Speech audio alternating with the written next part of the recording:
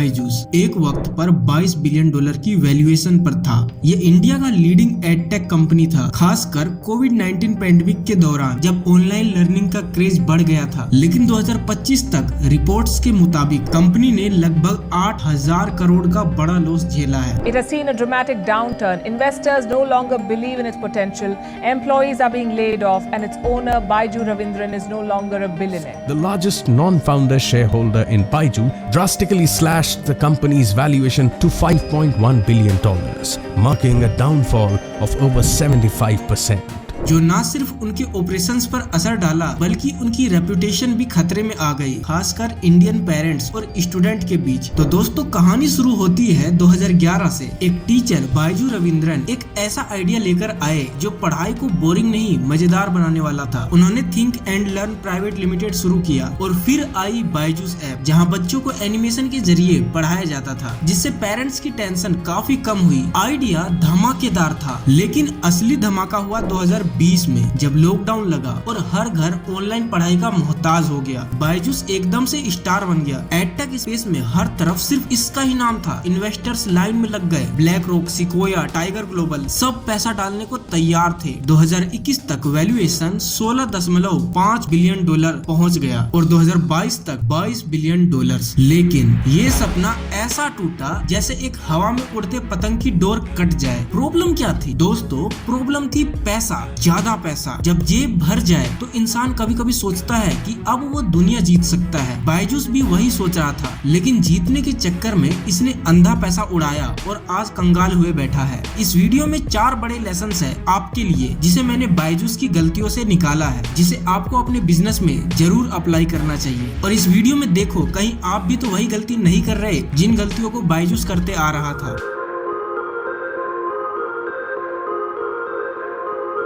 2021 से बायजूस ने aggressive moves start किए। उन्होंने बोला सिर्फ इंडिया नहीं, पूरी दुनिया में एजुकेशन रिवॉल्यूशन लाएंगे। बायजूस ने 17 कंपनीज एक्वायर की, जिन पर तकरीबन $3 बिलियन खर्च किया। इनमें से कुछ बड़े एक्विजिशंस थे। व्हाइट हेड जूनियर, याद है ना वो चिंटू वाला एड? चिंटू ने व्हाइट हेड जूनियर पे कोडिंग सीखा, ऐप बनाया, उसके ऐप में इन्वेस्ट करने।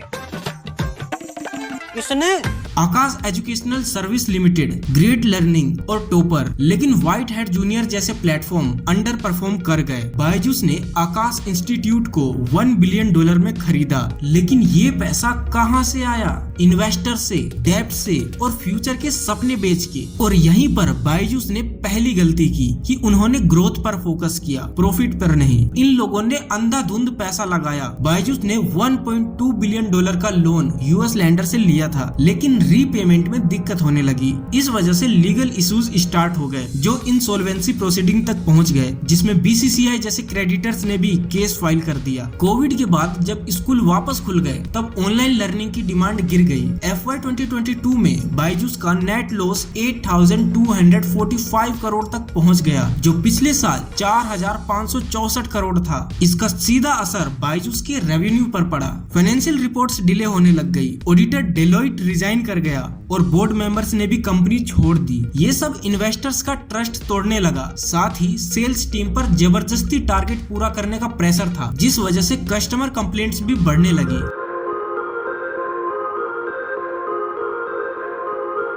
लोन ले लेकर इन लोगों के पास पैसा तो था, लेकिन खर्चा उससे भी ज्यादा। 2021-22 में बायजूस ने मार्केटिंग पर 5,000 करोड़ रुपए जला दिए। टीवी एड्स, लियोनेल मेसी को ब्रांड एम्बेसडर बनाया और IPL स्पॉन्सरशिप की। हर गली में बायजूस का बोर्ड दिखता था, लेकिन सेल्स वो स्लो हो रही थी। क्योंकि जब आप मिडिल क्लास पेरेंट्स को 1 लाख का कोर्स बेचते हो और बोलते हो इसे EMI पे ले लो, तो हर कोई नहीं खरीद सकता। रेवेन्यू 5,000 करोड़ था, लेकिन लॉस 4,500 करोड़। मतलब हर साल कंपनी अपने ही पैसे खा रही थी।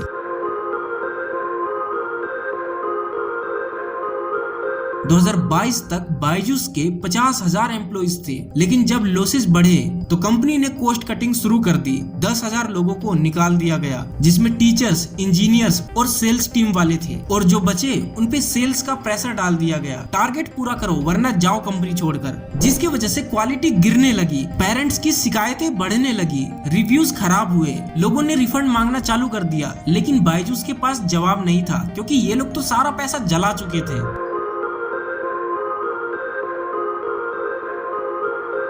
2023 में बायजूस को बड़ा झटका लगा। ईडी यानी कि एनफोर्समेंट डायरेक्टोरेट ने बायजूस पे FEMA वॉयलेशन का केस डाल दिया। 9,000 करोड़ रुपए फौरन में भेजे गए और रूल्स तोड़े गए। इन्वेस्टर बोलने लगे हमारा पैसा कहाँ है। डेलोइट जो उनका ऑडिटर था ने रिजाइन कर दिया क्योंकि अकाउंट्स क्लियर नहीं थे।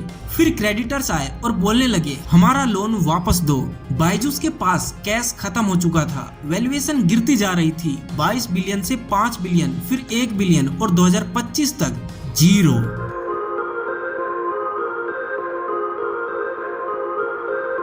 तो क्या बायजूस इससे बच सकता था? बिल्कुल, अगर वो स्मार्टली काम करते। पहला सॉल्यूशन, एक्सपेंशन स्लो करते। 17 कंपनीज खरीदने के बजाय सिर्फ 2-3 पर फोकस करते तो कैश कम बर्न होता। दूसरा, मार्केटिंग पर 5,000 करोड़ जलाने के बजाय प्रोडक्ट को इम्प्रूव करते। टीचर्स की ट्रेनिंग, ऐप की क्वालिटी और रियल लर्निंग पर ध्यान देते। तीसरा, इन्वेस्टर का ट्रस्ट बनाए रखते, अकाउंट ट्रांसपेरेंट रखते तो लीगल मैस से बच सकते थे। लेकिन बायजूस ने हर जगह हाथ मारा और आखिर में हाथ खाली रह गए। अब 2025 में जब कंपनीज इंसॉल्वेंसी के दरवाजे पर खड़ी है, अब एक ही सॉल्यूशन बचा है, रीस्टार्ट। अब बायजूस को नए अप्रोच के साथ आना पड़ेगा, छोटा स्केल रखना पड़ेगा और पुरानी गलतियों से सीखना पड़ेगा। और हाँ, ये कंपनी अपने आप को प्रॉफिटेबल बनाने के लिए कुछ ना कुछ तो कर ही रही है। इस केस स्टडी से आप अपने साथ क्या लेसन लेके जाएंगे? पहला, ग्रोथ और प्रॉफिट में बैलेंस रखो। सिर्फ बड़ा होने के चक्कर में प्रॉफिट को इग्नोर मत करो। बायजूस ने 2021 में 17 कंपनीज खरीदी और $3 बिलियन खर्च किए। वैल्यूएशन को भी $22 बिलियन तक ले गए, लेकिन प्रॉफिट पर फोकस नहीं किया। FY 2022 में रेवेन्यू 5,298 करोड़ था, लेकिन लॉस 8,245 करोड़, मतलब हर साल पैसा जलाया गया। अगर आप अपना स्टार्टअप ग्रो कर रहे हो तो हर एक्सपेंशन के साथ ये चेक करो कि क्या ये प्रॉफिट ला रहा है या सिर्फ कंपनी का साइज बड़ा हो रहा है। बिना प्रॉफिट के ग्रोथ फ्यूचर में आपको नुकसान दे सकती है। और मार्केट की पहले रिसर्च कर लो कि अगले कुछ सालों में मार्केट कैसा रहने वाला है। दूसरा लेसन है, कैश फ्लो को संभालो, जलाओ मत। पैसे का इस्तेमाल सोच समझ के करो, वरना कैश खत्म होने पर सब खत्म हो जाएगा। 2021-22 में 5,000 करोड़ मार्केटिंग पर उड़ा दिया गया। लियोनेल मेसी को ब्रांड एम्बेसडर बनाया गया, IPL एड्स पर खर्च हुए, लेकिन सेल्स उस स्पीड से नहीं बढ़ी। जब कैश खत्म हुआ तो उनको लोन लेना पड़ा और क्रेडिटर्स भी पीछे पड़ गए। 2025 तक 0 कैश। ठीक है, मार्केटिंग या फैंसी चीजों पे पैसा लगाओ, लेकिन हमेशा एक रिजर्व रखो। कैश फ्लो पॉजिटिव होना जरूरी है। तीसरा लेसन है, क्वालिटी पे ध्यान दो, क्वांटिटी पे नहीं। प्रोडक्ट या सर्विस की क्वालिटी गिरी तो कस्टमर भाग जाएंगे। जब एम्प्लॉइज पर प्रेशर बढ़ा, 50,000 लोगों में से 10,000 लोगों को निकाल दिया गया तो ऐप की क्वालिटी भी गिर गई। पेरेंट्स ने शिकायतें की, बच्चों को भी प्रॉब्लम होने लग गई, सेल्स घटना शुरू हुआ और ट्रस्ट खत्म हुआ। आप कितने भी बड़े हो जाओ, अगर कस्टमर को वैल्यू नहीं प्रोवाइड करोगे तो वो आपको छोड़कर चले जाएंगे। क्वालिटी पे इन्वेस्टमेंट करो। चौथा लेसन है, ट्रांसपेरेंसी और रूल्स फॉलो करो।